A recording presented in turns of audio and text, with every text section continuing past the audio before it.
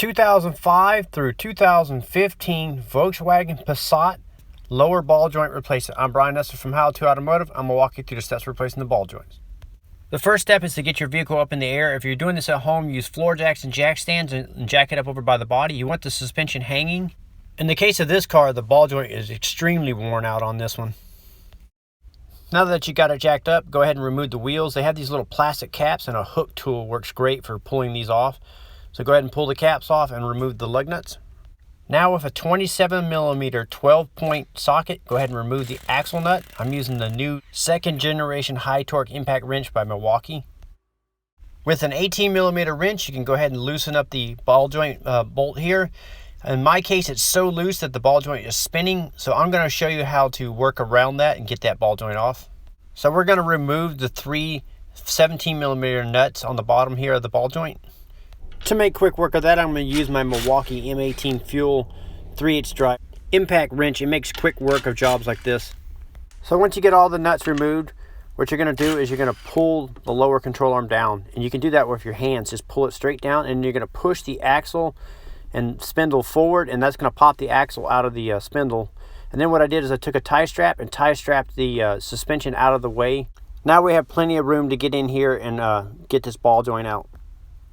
So as you can see here, if you tried to put a socket on here and turn that, the ball joint would just spin. So what we're going to do is we're going to wedge a pickle fork in between the ball joint and the suspension here. And then with an 18mm wobbly socket and an impact gun, there's just enough room to get it in there. So I'm using the Milwaukee M18 Fuel mid-torque with a 1/2-inch drive socket and a wobbly socket.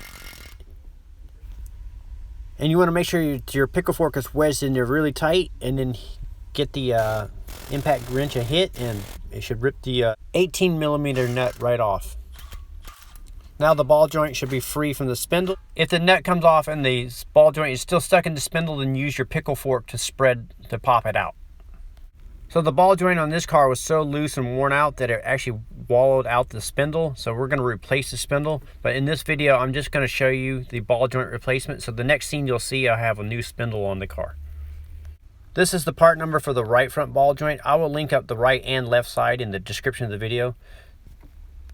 Now you can take your new ball joint and slide it into position and start the nut. So I'm going to use an 18mm ratcheting wrench to tighten up the bolt on the ball joint here. And in the top of the ball joint, there's a little spot where you can put a T30 torque socket. So I'm going to use a flex head ratchet and a torque socket like this, install it into the top of the ball joint, and then I'm going to tighten the ball joint down until it's snug. And after that, we'll use a torque wrench and we'll torque the ball joint down to its final torquing. So once you get the ball joint snug down, you should be able to just put a torque wrench on it just like this and torque it down to 74 foot-pounds. It should not spin anymore once it's pulled up into the spindle.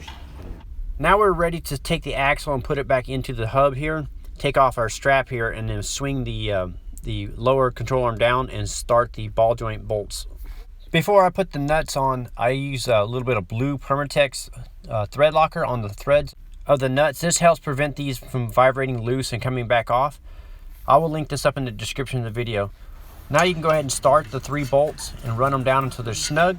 Then we're going to use a torque wrench and torque all 3 of the nuts down to 44 foot-pounds. So now we're ready to reinstall the axle nut. You need to order a brand new axle nut. These are one-time use only. And they come with the Loctite already on them. So go ahead and thread your axle bolt here, thread it in, and run it in until it's snug. So I'm using my impact gun to run it in until it's snug. We're not torquing it down with the impact gun. Now we need to pop out the center cap on the wheel here. And then we're going to reinstall the wheel and torque the lug nuts to 103 foot-pounds. Then we'll torque down the axle nut in 2 phases. The first phase at 148 foot-pounds. And then we're going to use a breaker bar and we're going to rotate it 180 degrees. So you're going to install it here and rotate it all the way 180 degrees, and that's the final torque for the axle nut. If you notice, I did this all with the wheels touching the ground. I also have the car in park and the park brake set. Now you can reinstall all the caps, and that'll complete the job of replacing the ball joints on a 2005 through 2015 Volkswagen Passat. I will link up all the parts and tools I use in the description of the video. I'm Brian Eslick from How To Automotive. I'd like to thank you guys for watching my videos, encourage you to subscribe, invite you to head over to the howtoautomotive.com website for more valuable videos like this, and I'd like to thank you again for watching.